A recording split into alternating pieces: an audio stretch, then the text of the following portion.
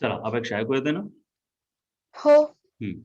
Reaction mechanism विषयी आपल्याला डिटेलमध्ये पाहण्याच्या अगोदर काही बेसिक गोष्टी तुम्हाला सांगणार आहे. बघ,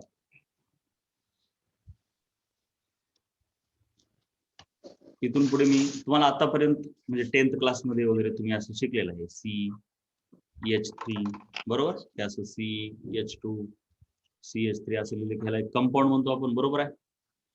हो. पण आता इथून पुढे मी काय करत जाणार की जरा हे हायड्रोजन वगैरे काढणार नाही, म्हणजे फास्ट घेण्यासाठी नुसतं असं म्हणणार की समजा हा एक कंपाऊंड आहे, तुम्ही लगेच म्हणायचं नाही की कार्बन तर 4 बॉन्ड करतो. आता तुम्हाला तेवढं तर माहिती आहे की कार्बन 4 बॉन्ड करतो, परंतु मी काढलं नाही म्हणजे लगेच टेन्शन घ्यायचं नाही. मी कार्बनच्या सोबत हायड्रोजन काढले नाही म्हणजे समजून घ्यायचं की इथे किती हायड्रोजन आहेत, 3 आहे. 3. बरोबर आहे, समजून घ्यायचं. ते स्केलेटन काढणं म्हणतात त्याला, जेणेकरून आपल्याला फास्ट शिकवता येते, कामाचं होते आपलं. हा, ऑक्सिजन वगैरे असतील तर मी अशी काढत जाईल ऑक्सिजन, पण हायड्रोजन जास्त काढणार नाही. Most of the time me skeleton वापरत असतोय शिकवताना. बरं, आणखीन बऱ्याच वेळेस मी आणखीन एक गोष्ट वापरतो, त्याला म्हणतात बॉन्ड लाईन नोटेशन. हे तर आपण डिटेलमध्ये नंतर पाहणार आहोत अपेक्षा, पण सध्या उगं कामापुरतं सांगतो. बॉन्ड लाईन नोटेशन पण कसं असतंय की त्याच्यामध्ये काय असते, जेवढी कार्बनची संख्या आहे, समजा मी CH3 CH2 CH2 CH3 असं असेल तर 4 कार्बनची संख्या आहे ना, तर मी 4 असे झिगझॅग काढायचे. हे एक कार्बन, हा दुसरा, तिसरा, चौथा, आणि हायड्रोजन काढायचेच नाही. कार्बनला चिटकलेले हायड्रोजन काढायचे नाही. कळलं का एवढं? हो. तर आता दुसरं घेतो स्ट्रक्चर. बघ, ठेवा CH3 C double bond O CH2 CH3 आणि समजा किंवा असं आहे CH2 Cl आणि CH3. आता ह्याचं बॉन्ड लाईन काढायचं, तर सर्वात मेन काय करायचं, आपण जेवढे कार्बन आहेत तेवढे आधी झिगझॅग काढून घ्यायचे. ठीक आहे, तर किती आहेत कार्बन, तू पण सांगत जा. 1 2 3 4 5, राईट. सो बघा बरं, झिगझॅग बरोबर आहेत का बघा आणि सांगा कन्फर्म करून. नाही. किती झाले? 6. व्हेरी, मग चुकलंय. ठीक आहे, 6 नको. बऱ्याच वेळेस काय होतं गडबडीत, पेन जिथं ठेवली त्याला मोजत नाही विद्यार्थी, म्हणून हे केलं. ते कसं करतात, 1, पण ते 1 नाही, किती आहे ते 2 झाले ऍक्च्युली कार्बन. कळलं अपेक्षा? हो. हे 2 झाले, पण ते म्हणतात कसं करतात, 1 2 3 4 5 असं वाटतंय त्यांना, पण ते चुकलंय. त्यांचं मोजणं कसं पाहिजे, 1 2 3 4 5. लक्षात आलं? हो. मग आता त्याच्यानंतर बघ, हा फर्स्ट कार्बन, हा सेकंड, हा थर्ड, हा फोर्थ, फिफ्थ. मग सेकंड कार्बनवरती ऑक्सिजन आहे, पहिल्या कार्बनवरती 3 हायड्रोजन आहेत, ते हायड्रोजन काढायचे नाही. हायड्रोजन प्रेझेंट ऑन कार्बन काढत बसायची गरज नाही, पण कार्बनला जर ऑक्सिजन सारखं कोणी चिटकलेलं असेल तर ते काढावं लागतं. दुसऱ्या कार्बनला चिटकलेलं आहे का ऑक्सिजन, काढलं बघ मी, कळलं. हो. तिसऱ्या कार्बनवर काही काढायची गरज आहे नाही. चौथ्यावर काढायची गरज आहे. काय काढायचं, क्लोरीन. क्लोरीन. आणि 5व्यावरती काय काढायचं, काहीच नाही. काहीच. मग बॉन्ड लाईन नोटेशन कळलं आता तुला व्यवस्थित कसं वापरणार मी. हो. पण ह्याच्यापेक्षा जास्त मी वापरणार स्केलेटन. म्हणजे ह्याचं स्केलेटन बघा, इकडचं दिसतंय, carbon carbon carbon carbon carbon, असे 5 कार्बन काढणार, दुसऱ्यावरती ऑक्सिजन काढणार, इथं क्लोरीन काढणार, झालं. हो. क्लोरीन चुकला का बरोबर जरा अपेक्षा? चुकला. हा, हो चुकला. ठीक आहे आता. हो. ठीक. तसं तर ह्याच्याविषयी डिटेलमध्ये आपल्याला बघायचं आहे नंतर, हे उगं कामापुरतं सांगितलं. आता आपलं सुरू होतं mainly reaction mechanism. Reaction mechanism मध्ये आपल्याला काय काय बघायचं बघ. तसं तर तुम्हाला काही रिॲक्शन माहितीच नाही आतापर्यंत असं नाही. रिॲक्शन मध्ये तुम्ही आतापर्यंत एक बघितलंय की काहीतरी रिॲक्टंट असते आणि काहीतरी प्रोडक्ट असते, हे तुम्हाला आतापर्यंत माहिती आहे. आणि फार तर फार एखादा कॅटलिस्ट असतो हे पण माहिती आहे. पण आता हो 11वी मध्ये थोडं जास्त डेप्थ मध्ये आणखीन एक गोष्ट येते, त्याला म्हणतात इंटरमिडिएट. इंटरमिडिएट आणि मग येतो पुढे प्रोडक्ट. म्हणजे मध्येच आणखीन अशी वस्तू तयार होते, जसं की मी सांगतो. रिॲक्शन म्हणजे काय? बॉन्ड ब्रेक होतो एखादा आणि एखादा बॉन्ड मेक होतो, नवीन बॉन्ड, तुटणे जुटणे एवढंच आहे. फॉर एक्झाम्पल ए आणि बी मध्ये बॉन्ड आहे आणि त्याची रिॲक्शन सी सोबत झाली की समजा ए आणि सी तयार झालं आणि बी झालं. तुम्ही अशा रिॲक्शन बघितल्या, डिस्प्लेसमेंट रिॲक्शन, राईट? हो तर तुम्ही ह्याला काय म्हणता? रिॲक्टंट म्हणता. आणि ह्याला काय म्हणता? प्रोडक्ट. अपेक्षा कळलं? हो हो मग आत्ता पण ऍक्च्युली कसं झालं असेल बरं, की हे काय असं अचानकच गेलं आणि हे इथं आलं? नाही. कसं झालं असणार? झालं कसं असणार बघा. अगोदर ए बी, त्याच्यानंतर हा सी, ह्यांच्यातला बॉन्ड हळूहळू हळूहळू तुटत असणार. अगोदर असं बरोबर अर्धवट आधी तुटणार ना बॉन्ड. ए आणि बी मधला तुटणार का नाही? हो आता हे बॉन्ड तुटण्याच्या पद्धती दोन प्रकारे असतात. कधी कधी काय होतं, अगोदर ए आणि बी मधला बॉन्ड तुटतो, मग असं ए काहीतरी प्लस तयार होतं. प्लस होईल का मायनस होईल ते आता वेगवेगळ्या रिॲक्शनवर डिपेंड करते. इलेक्ट्रोनिगेटिव्हिटीवर डिपेंड करते, रिॲक्शनच्या कंडिशनवर डिपेंड करते. ते तेवढं डिटेलमध्ये तुम्हाला नाही. समजा जर बी ची इलेक्ट्रोनिगेटिव्हिटी जास्त असेल, म्हणजे बी ची ताकद जास्त आहे. आता हा जो कोव्हॅलंट हो बॉन्ड असतो, कोव्हॅलंट बॉन्ड मध्ये ए ने एक इलेक्ट्रॉन दिलेला असतो आणि बी ने एक इलेक्ट्रॉन दिलेला असतो. एवढं कळालं? हो मग बॉन्ड तुटत असताना काय होऊ शकते? आता सी जवळ यायला ह्यांच्या, मग सहसा कसं होते, ह्यांचे कोलिजन होत असतात, एकमेकांसोबत धडका होतात आणि त्या प्रोसेस मध्ये बॉन्ड तुटतो. आता कधी कधी काय होते, बॉन्ड अगोदरच तुटतो ह्या दोघांचा, ह्या दोघांमधला बॉन्ड उगीच तुटतो. तुटताना काय होते, जर बी ची ताकद जास्त असेल तर दोन्ही इलेक्ट्रॉन कोण घेऊन जाईल बेटा? बी घेऊन जाईल. बी आणि बी वर म्हणजे बी काय करणार, हळूहळू हे जे शेअर केलेले इलेक्ट्रॉन आहेत, दोन इलेक्ट्रॉन जे की एक एचा आणि एक बीचा आहे का नाही, ते हो दोन्ही स्वतःकडे ओढायला लागतो. बी दोन्ही काय करतो, तो स्वतःकडे ओढायला लागतो. अगोदर काय असतात, समजा ह्यांच्याकडे शेअर केले, पण बी कम्प्लीटच ते माझ्याकडेच देऊन टाकणार, आणि म्हणून बी वरती हळूहळू थोडा थोडा कसला चार्ज येतो? निगेटिव्ह. आणि ए वरती निगेटिव्ह थोडा थोडा पॉझिटिव्ह. एवढं कळलं का? सांग. हो मग आता हे बॉन्ड तुटल्याच्या नंतर काय होतं, ए वरती आता कम्प्लीट प्लस आला, बी आपण इथे लिहू शकतो मायनस म्हणून.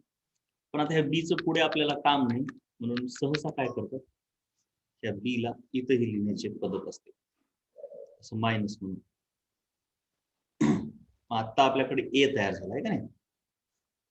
मग आता एच्या जवळ कोण येणार हळूहळू? सी. मग त्याचा पण बॉन्ड अगोदर असा हळूहळूच तयार होईल का नाही? हो इकडच्या बाजूने येईल किंवा इकडचे येईल, त्यात काय फरक पडत नाही.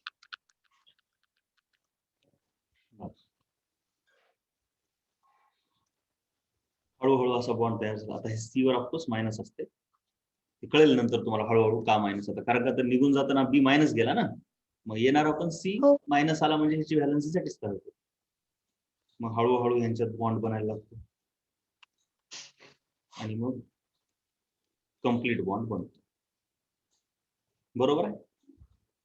हो आता तुम्हाला जर आठवलं हे सी मायनस आणि हे बी मायनस आहे, तुम्हाला जर आठवलं तर तुम्ही काय म्हटलं होतं याला? रिॲक्ट.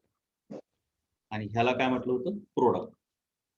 आणि हा जो बी इथं तयार झाला तो तुम्ही इथे लिहिला होता, हे प्रोडक्ट. बघ, रिॲक्टंट प्रोडक्ट ह्या गोष्टी अगोदरच्या इथं आल्या, कशा आल्या कळलं का? हो आता मध्येच आपण एक दोन गोष्टी ऍड केल्यात, उगा डिटेलमध्ये बघितलं. मग हे डिटेलमध्ये बघत असताना हे जे मध्ये तयार झालंय ना, हे तयार झालंय त्याला म्हणतात इंटरमिडिएट. काय म्हणतात? इंटरमिडिएट. इंटरमिडिएट. आणि हे जे अर्धवट बॉन्ड तुटायलेत का नाही, हे अर्धवट बॉन्ड तुटलेले किंवा अर्धवट बॉन्ड यांची एनर्जी खूप जास्त असते, ते खूप कमी स्टेबल असतात. आता इथून पुढे केमिस्ट्रीत हमेशा लक्षात ठेवायचं, energy is inversely related to stability. हे सतत लक्षात ठेवायचं. एनर्जी वाढली की स्टॅबिलिटी कमी झाली, एनर्जी कमी झाली की स्टॅबिलिटी वाढली. एनर्जी शिवाय कोणतंच काम होत नाही. आणि हे केमिस्ट्रीत सर्व गोष्टी फक्त स्टॅबिलिटीसाठीच होतात. इथून पुढे तुम्हाला कळेल की केमिस्ट्री म्हणजे फक्त स्टॅबिलिटी स्टॅबिलिटी स्टॅबिलिटी एवढंच आहे, दुसरं काहीच नाही. मग आता कसं होत असतंय, ए आणि बी मधला बॉन्ड तुटत असताना त्यांची एनर्जी खूप वाढते. ह्या अशा अतिशय जास्त एनर्जी वाढलेल्या, अर्धवट बॉन्ड तुटलेल्या, अर्धवट बॉन्ड असलेल्या पोझिशनला ट्रान्झिशन स्टेट असं म्हणतात. काय म्हणतात? Transition state. अशीच एक ट्रान्झिशन स्टेट दिसायला का आणखी अपेक्षा? हो. कुठं दिसायला? इंटरमिडिएट आणि प्रोडक्टच्या मध्ये. एसी वाली आहे का नाही? हो. ही दुसरी ट्रान्झिशन स्टेट म्हणून. मग एकंदरीत तू आता बघितलीस की जे तुला आतापर्यंत रिएक्टंट आणि प्रोडक्ट असं वाटत होतं, त्याच्यामध्ये इंटरमिडिएट एक असतो, ट्रान्झिशन स्टेट असते, एवढं आलं. त्याच्यात आणखीन एक जे रिएक्टंट आहेत, त्याच्यामध्ये जे मेन रिएक्टंट आहे त्याला आपण म्हणूया सबस्ट्रेट म्हणतात. काय म्हणतात? सबस्ट्रेट. उगाच नाव नवीन नवीन, हो काय नाही. असा मेन रिएक्टंट कार्बनचा, त्याला सबस्ट्रेट म्हणायचं. त्याच्यावर अटॅक सी न केल्यानंतर, बरोबर आहे का? हो. मग त्याला रिएजंट म्हणतात. काय म्हणतात? रिएजंट. रिएजंट. त्याच्यानंतर प्रोडक्ट मध्ये पण हा झाला मेन प्रोडक्ट. हे कामाचा प्रोडक्ट आहे, ह्याच्याविषयी आपल्याला अभ्यास करायचा असतो. हो. Main product. आणि हे जे बाजूला निघून गेलं त्याचं काही काम नाही, त्याला म्हणतात बाय प्रोडक्ट. काय म्हणतात? By product. बघा तुमच्या किती लक्षात यायला गोष्टी. नुसतं रिएक्टंट प्रोडक्ट जे होतं आतापर्यंत काय झालं, substrate, reagent, intermediate, transition state, by product, main product, कळाले का? आणि आणखीन एक कॅटलिस्ट पण असतो, ते तर बघूया नंतर आपण. बर. मग त्याच्यानंतर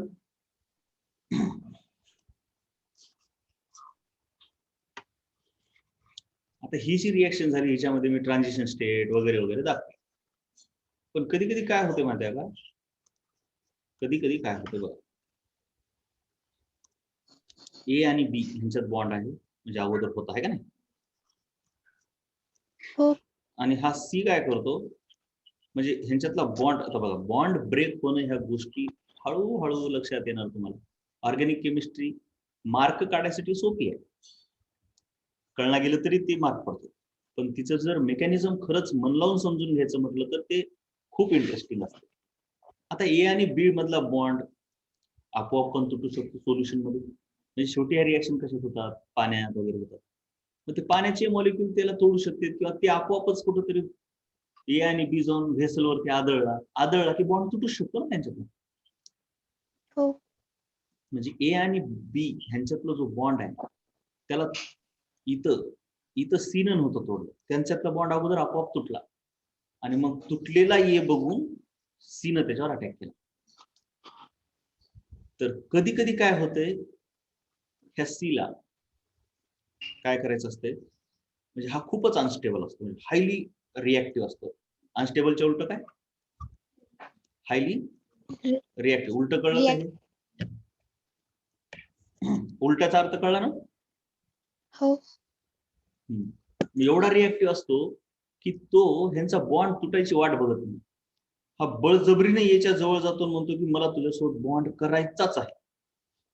म्हणजे एवढी ताकद आहे ना त्याची, म्हणजे त्याला ते जमतच नाही राहणं एकटं. ते म्हणते मला बॉन्ड लागतेच. आणि मग काय होतंय, ए सोबत त्यानं बळणच अर्धवट बॉन्ड बनवते. आणि मग पण आता एची तर कॅपॅसिटी बॉन्डची फिक्स असते, त्यानं ऑलरेडी बनवलेलं आहे याच्यासोबत, ते काय करणार बाबा, मला मग आता पर्याय नाही म्हणणार आणि बीला म्हणणार आता तुला निघून जावं लागतं. म्हणजे व्हॅलन्सी पुढे जाऊ शकत नाही ना याची. हो. मग सी चा बॉन्ड आपोआप बनतो आणि बी चा बॉन्ड आपोआप तुटतो. आता ह्याच्यावर ह्याने ह्याला निगेटिव्ह थोडासा चार्ज दिला, ह्याच्यावरती तो भरपूर जास्त निगेटिव्ह होता, ह्याच्यावर म्हणजे सर्वांवरच थोडा थोडा निगेटिव्ह आला. आणि मग काय होतं, शेवटी ए आणि सी मधला बॉन्ड बनतो आणि बी ला निघून जावं लागतं. हे आपोआप नाही झालं, ह्याच्यात काय झालं, एकाच टप्प्यामध्ये दोन्ही घटना झाल्या. कोणत्या घटना? ए बी मधला बॉन्ड तुटणे आणि एसी मधला जुटणे, हे एकाच स्टेप मध्ये झालं का? हो. म्हणून ह्याला म्हणतात वन स्टेप रिएक्शन. कसली म्हणतात?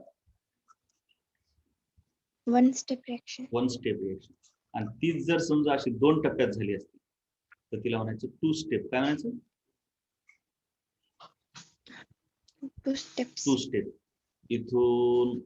इथून हे तयार होणारी एक स्टेप आणि ह्याच्यापासून हे तयार होणारी दुसरी स्टेप. 2 टप्प्यात झाली का नाही रिएक्शन? हो. हा.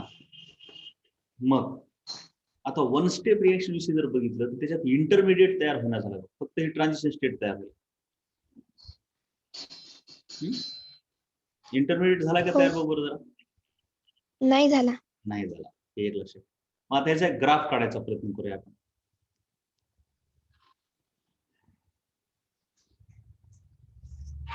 तेव्हा इथं काय होतं, ए बी हा ग्राफ जो आहे ते ह्याच्यावर वाय ऍक्सिस वरती एनर्जी ए बी होता आणि त्याच्यावरती अटॅक कोणी केला? सी.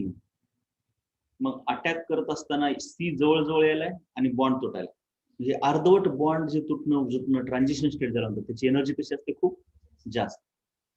लक्षात आलं का बेटा? हो. मग तिची एनर्जी आपण मग ती हे मी इथं काढतो. जास्त एनर्जीला वर काढावं लागेल ना? हो.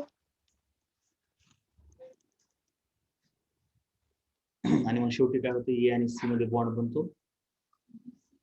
सॉरी, तसं ए सीच ना. हो, ए आणि सी मध्ये. कसं अपेक्षा? AC मध्ये. आणि बी असा बाजूला. हो. मग हे असं आपण जर काढलं तर हे असं दिसेल का?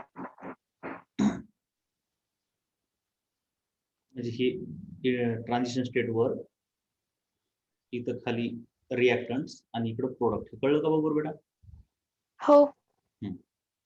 मग आता ह्याची एक काढून बघूया आता आपण.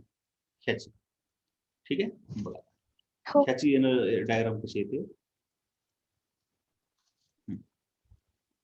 पहिल्यांदा रिएक्टंट, त्याची एनर्जी कमी होती, हे बघितले रिएक्टंट दिसले. हो. एनर्जी कमी. मग हळूहळू ट्रान्झिशन स्टेट आली, तिची एनर्जी कशी असते? कमी का जास्त? जास्त. मग तिची एनर्जी जास्त.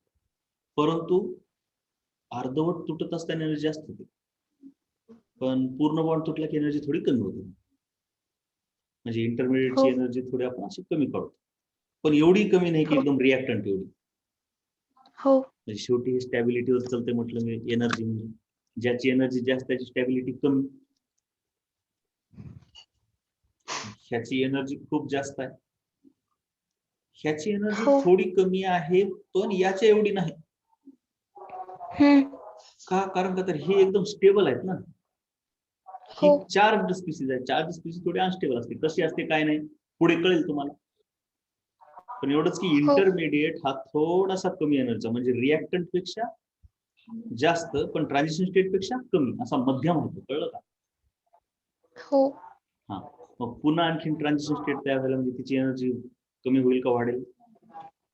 वाढेल. वाढेल. ही अशी वर असू शकते, ह्या पहिल्या ट्रान्झिशन स्टेटच्या वर असू शकते, किंवा पहिल्या ट्रान्झिशन स्टेटच्या खाली पण असू शकते. ते डिपेंड करते की ती किती स्टेबल आहे. आणि मग शेवटी काय तयार होणार?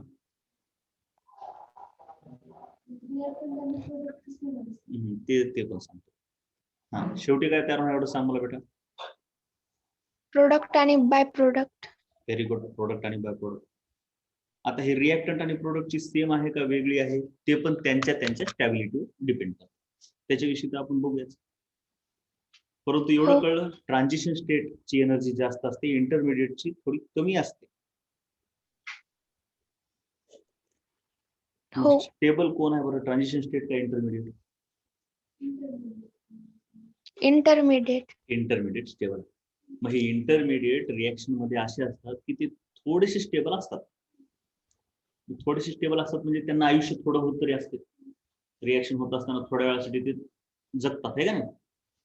आणि त्यांना हो. आयसोलेट पण करता येतं. आयसोलेट म्हणजे त्याला असं सेपरेट करता आलेलं रिएक्शन मध्ये. पण ट्रान्झिशन स्टेट एवढी छोट्या वेळासाठी आहे. ट्रान्झिशनचा अर्थच आहे ट्रान्झियंट. ट्रान्झियंट म्हणजे अशी गोष्ट की अचानक आपल्या डोळ्यापुढून काहीतरी गेल्यासारखं वाटतं आपल्याला, एवढ्या फास्ट. तर त्याला ट्रान्झियंट किंवा ट्रान्झिशन असं म्हणतात. आणि ती एवढी कमी स्टेबल आहे की तिला आतापर्यंत कधीच कोण सेपरेट करू शकलेली नाही. ते फक्त अंदाज मांडला की बाबा असं तयार होत असणार ते. मग ही जी इंटरमिडिएट आहे, पण ही ट्रान्झिशन स्टेट खूप कामाची गोष्ट. आणि हा जो इंटरमिडिएट आहे तो थोडासा सेपरेट करता येतो, थोडासा स्टेबल. पण रिएक्टंट आणि प्रोडक्ट हे भरपूर स्टेबल असतात. आता रिएक्टंट आणि प्रोडक्ट पैकी कोण जास्त स्टेबल आहे त्याच्यावर आधारित पण वेगवेगळे रिएक्शनचे प्रकार आहेत. एवढं तर कळलं काय, 1 स्टेप वगैरे 2 स्टेप हे ते सर्व लक्षात आल्या गोष्टी? हो. बरं. ठीक आहे. त्याच्यात आणखीन काय?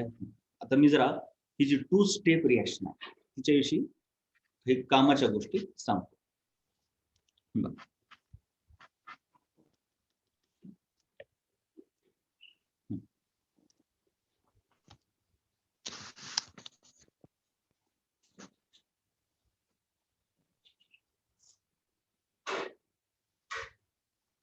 आधी 1 स्टेपचं सांगतो.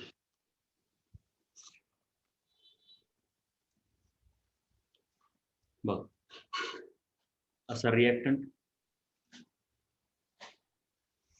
हे कोण? अपेक्षा सांगितली नाहीस? Transition state. हा, हे प्रोडक्ट. आता रिएक्टंट पासून ट्रान्झिशन स्टेट एवढी एनर्जी अचीव केल्याशिवाय रिएक्शन तर होत नाही, कारण त्याला क्रॉस करूनच पुढे जावं लागतं. हो. ह्या एनर्जीला म्हणतात एनर्जी ऑफ ऍक्टिव्हेशन.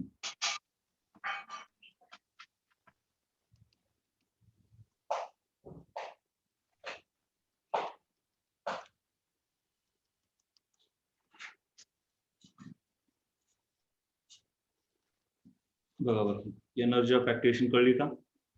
एवढी हो. एनर्जी द्यावी लागते रिएक्टंटला, एक्स्ट्रा किंवा असावी लागते त्याच्याकडे, जेणेकरून त्यानं ती रिएक्शन करू शकेल.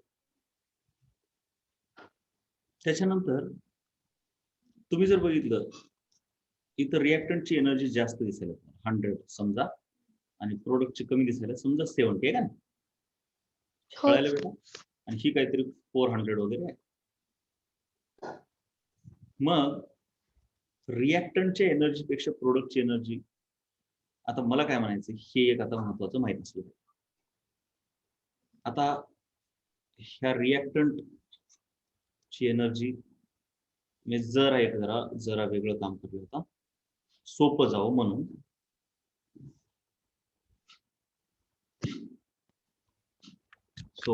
म्हणून. जरासं एक काम वेगळं केलं, कळावं म्हणून पहिल्यांदा, डोक्याला ताप नको. इथं प्रोडक्टला थोडं वर काढलं, बरोबर? काय केलं कळलं? हो. आणि प्रोडक्टची एनर्जी थोडी जास्त आहे समजूया आपण, लेटेस्ट से 130 आहे. बरं, आता रिएक्टंटची एनर्जी 100 होती आणि प्रोडक्टची 130 आहे. म्हणजे ह्या रिएक्शन मध्ये त्यांनी एनर्जी ऍब्झॉर्ब केली का रिलीज केली असेल बाहेर? रिलीज केली. आता बघ, तुझ्याकडे 100 रुपये होते आणि एका ऍब्झॉर्ब केली. हा, कळलं का? कळलं? हो 100 रुपये होते, नंतर तुझ्याकडे 30 रुपये झाले, म्हणजे तू पैसे ऍब्झॉर्ब केले ना. ऍब्झॉर्ब म्हणजे हो. तुला भेटले, असे भेटले असणार 30 जूल एनर्जी, म्हणूनच 130 झाली. हो मग एनर्जी ऍब्झॉर्ब करण्याच्या प्रोसेसला काय म्हणतात? एंडोथर्मी. काय म्हणतात? एंडोथर्मिक. एंडोथर्मी.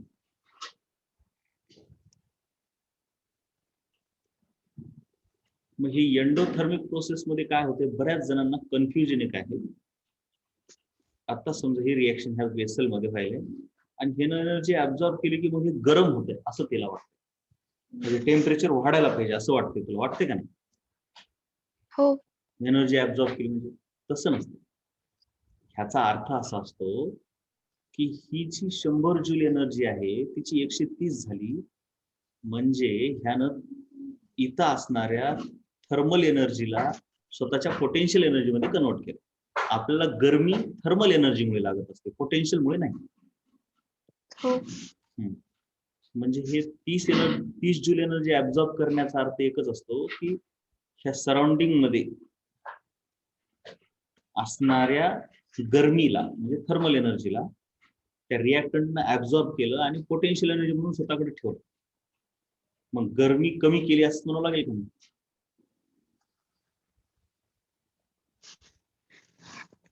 हो सराउंडिंगची जी गरमी आहे किंवा थर्मल एनर्जी आहे, उष्णता आहे, ती कमीच केली का नाही? हो आणि म्हणून एंडोथर्मिक रिएक्शन मध्ये हे व्हेसल किंवा हे जे सोल्युशन आहे ज्याच्यात रिएक्शन व्हायले त्याची अगोदर जेवढं टेम्परेचर आहे त्याच्यापेक्षा रिएक्शन झाल्यावर कमी होते टेम्परेचर. म्हणजे वातावरण थंड होत आहे आजूबाजूचं. हे सोल्युशन तुम्हाला थंड लागेल नंतर रिएक्शन झालं, कळलं? हो आणि एनर्जी ऍब्झॉर्ब केल्या म्हणजे energy of product is greater than energy of reactant. Right? हो Oh shit.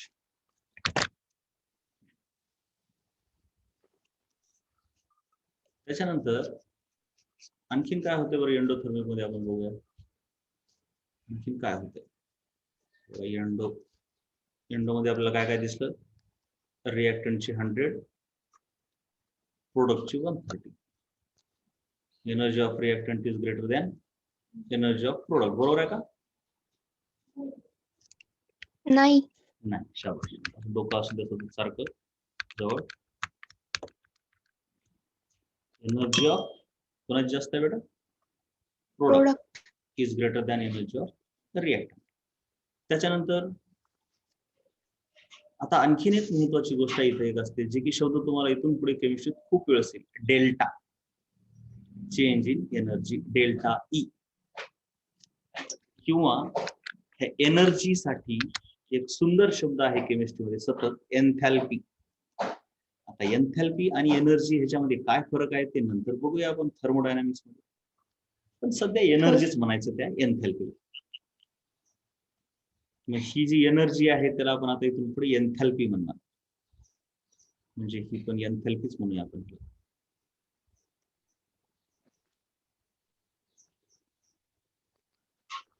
मग डेल्टाचा अर्थ काय असते? Final minus initial. काहीच नाही. हो समजा तुझं आज वजन 40 किलो, पुढच्या वर्षी 50 झालं, डेल्टा किती आहे सांग बरं? 10. म्हणजेच फायनली तो कोण आहे? प्रोडक्ट आहे का रिएक्टंट आहे? प्रोडक्ट. म्हणजे एन्थॅल्पी of product minus एन्थॅल्पी of reactant म्हणजे किती? 130 minus 100 is equal two plus 30. Positive आलं? हो पण त्याच्या ऐवजी समजा जर रिएक्शन अशी झाली असती, समजा म्हणतो, आणि प्रोडक्ट इथं आला असता, बरोबर का? हो मग असं जर झालं असतं, त्याला आपण P2 म्हणूया, त्याची एनर्जी समजा काहीतरी 80 आहे. त्यावेळेस तुम्हाला काय दिसायले? रिएक्टंट गोइंग टू प्रोडक्ट अगोदर 100 होती पण आता शेवटी 80 राहिली, म्हणजे एनर्जी काय झाली? लॉस झाली. लॉस झाली इन द सेन्स ह्या रिएक्टंट कडे जी काही त्यांनी 100 जूल पोटेन्शियल एनर्जी ठेवली होती ती काय झाली, त्यांनी बाहेर म्हणजे ह्या रिएक्टंटनं काय सोडून दिली, ह्या सोल्युशनला देऊन टाकली ऍज अ थर्मल हो. एनर्जी. म्हणजे जसं की एखादा गरम बॉल जर तुम्ही सोल्युशन मध्ये टाकला तर ते सोल्युशनला देईल का नाही स्वतःची एनर्जी? हो. बॉल कडून एनर्जी लूज झाली का गेन झाली? लूज झाली. बॉल कडून लूज झाली. आणि पाण्यानं काय केली? म्हणजे पाण्याची थर्मल एनर्जी. गेन. मग त्यात काय एवढंच की पाण्याचं म्हणजे टेम्परेचर वाढणार का नाही? जर तुम्ही थर्मोमीटर लावून ठेवलं असतं त्या बकेटामध्ये तर टेम्परेचर तर वाढणारच. हो. म्हणजे एक्झोथर्मिक मध्ये लॉस ऑफ एनर्जी होते रिएक्टंट कडून, पण टेम्परेचर वाढते. काय जण वाटते की लॉस झाला म्हणून कमी व्हायला पाहिजे, तर ते तसं नाही. ते कसा कन्सेप्ट आहे की एनर्जी ही थर्मल एनर्जी त्या सोल्युशनला भेटली. हो. म्हणून इथं टेम्परेचर वाढते. इथं टेम्परेचर काय होतं? थंडपणा येतो. एवढंच लक्षात ठेवायचं. हो. तर टेम्परेचर वाढते आणि प्रोडक्टची एनर्जी लेस दॅन रिएक्टंट असते. Here is the endo means gain of energy. Exothermic reaction means loss of energy. Endothermic, exothermic. कळल्या दोन्ही गोष्टी बेटा? हो. इथं डेल्टा एच. डेल्टाचा अर्थ तर हमेशा प्रोडक्ट. आता तुझी समज वजन 50 किलो आणि त्याचं 30 किलो झालं. समजा तुझं 50 होतं 30 किलो झालं. डेल्टा किती आहे सांग बरं? -20. -20. काय म्हणणार तू? -20. मग हमेशा काय लक्षात ठेवायचं? आता इथं बघितलं तर डेल्टा कसा आहे ना, 80 हे म्हणजे फायनल आणि हे रिएक्टंट -20. म्हणजे डेल्टा एच किंवा चेंज इन एन्थॅल्पी किंवा ह्यालाच म्हणतात एन्थॅल्पी of reaction. Change in एन्थॅल्पी of reaction, heat of reaction पण म्हणतात. Very good. ह्या ज्या एन्थॅल्पीज आहेत ती इथं असते निगेटिव्ह आणि इथं असते पॉझिटिव्ह. हे कळलं का एक्झो आणि एंडो मध्ये? हो. मग तू इथून पुढे आता प्रत्येक गोष्ट ही एक प्रोसेसच असते. इथून पुढे काही लक्षात ठेव, नुसतं म्हणजे प्रोसेस कसली ना कसली प्रोसेस. अगोदर काहीतरी असते, नंतर काहीतरी झालेलं असते. आता तुम्ही फिजिक्स मध्ये लक्षात ठेवा, तुम्ही वर्क डन काढता, एखादं पॉझिटिव्ह चार्ज आहे मोठा आणि इथून एक पॉझिटिव्ह चार्जला इथं आणलं की चेंज इन पोटेन्शियल एनर्जी कसं होईल यासाठी तुम्ही असा विचार करता की वर्क केलंय, ही इनिशियल पोझिशन आहे, ही फायनल पोझिशन, आणि हे प्रोसेस. हो. ह्या प्रोसेसमध्ये चेंज इन एनर्जी किती झाली? फायनल मायनस इनिशियलच करत असतात तुम्ही. आणि हे खूप ठिकाणी लागते फायनल मायनस इनिशियल. आणि ते फायनल मायनस इनिशियल कुठं पॉझिटिव्ह असते, कुठं निगेटिव्ह असते. आणि हे कळलं की खूप मोठ्या मोठ्या गोष्टी कळायला लागतात असं समजायचं. म्हणजे रिॲक्शन पुरतच मर्यादित नाहीये हे चेंज इन एनर्जी. जेवढ्या घटना घडायल्या, एखाद्या इलेक्ट्रोफाईल कोणावर तरी अटॅक केला, ही घटनाच आहे. घटना म्हणजे प्रोसेसच आहे. प्रोसेस म्हटलं की काय ते इनिशियल आलं, काय तर फायनल आलं. इनिशियल फायनल हे अत्यंत कामाची गोष्ट आहे कळणं. मग ह्याच्यामधून एवढं तर म्हणता येतंय की जिथं एनर्जी ऍब्झॉर्ब व्हायला, पुन्हा बघा बरं, जिथे एनर्जी ऍब्झॉर्ब व्हायला तिथं डेल्टा निगेटिव्ह असतो. एवढं कळलं का बरोबर? ऍब्झॉर्ब व्हायला सॉरी पॉझिटिव्ह असतो. Very good. डेल्टा कसा असतो? पॉझिटिव्ह. आणि जिथे एनर्जी लॉस व्हायला तिथं डेल्टा कसा असतो? निगेटिव्ह. निगेटिव्ह. आता डेल्टा पॉझिटिव्ह म्हटलं की एनर्जी वाढते. हो. आता इथून पुढे थोडं आणखीन एक लक्षात ठेवायचं, कामापुरतं. थर्मोडायनामिक्स झाल्यावर खूप डिटेलमध्ये कळेल, पण सध्या थंब रूल. डेल्टा पॉझिटिव्ह म्हटलं की एनर्जी वाढते का कमी होते? वाढते. वाढते किंवा गेन होत असते एनर्जीचं. आणि म्हणून हो. सहसा स्टॅबिलिटी काय होणार? कमी होणार. कमी होणार. म्हणजे ही अशी प्रोसेस असते की जिच्यामध्ये म्हणजे जिचा डेल्टा पॉझिटिव्ह आहे, जिचा